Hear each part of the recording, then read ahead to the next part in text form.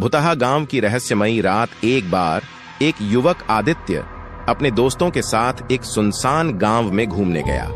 गांव का नाम था काला गांव, जो चारों ओर से जंगल से घिरा था और वहां के लोग कहते थे कि इस गांव में रात के अंधेरे में आत्माएं घूमती हैं। आदित्य और उसके दोस्त इन बातों पर यकीन नहीं करते थे, इसलिए उन्होंने सोचा कि वो रात गांव में ही बिताएंगे। रात होते ही गांव की हर गली में अजीब सी खामोशी छा गई। अचानक आदित्य ने एक बूढ़ी औरत को देखा जो गांव के एक पुराने कुएं के पास बैठी थी। उसकी आंखें गहरी लाल और उसके होंठों पर एक खौफनाक मुस्कान थी।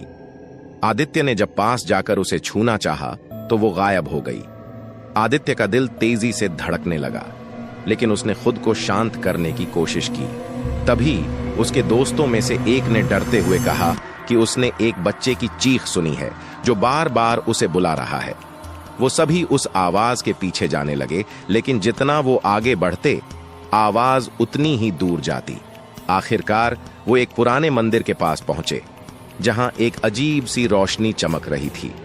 जैसे ही उन्होंने मंदिर में कदम रखा, चारों ओर से ठंडी हवा बहने लगी और उन्होंने देखा कि वहां कई आत्माएं एक साथ खड़ी हैं। उन आत्माओं के चेहरे जले हुए और उनकी आंखों से खून टपक रहा था। आदित्य और उसके दोस्तों ने तुरंत वहां से भागने की कोशिश की, लेकिन रास्ते में अजीब आकृतियां उनका पीछा करने लगीं। किसी तरह वो गांव से बाहर निकले, लेकिन कहा जाता है कि उस दिन के बाद से उनके जीवन में अजीब घटनाएं होने लगीं और वो कभी भी उस रात की बात किसी से नहीं कर पाए।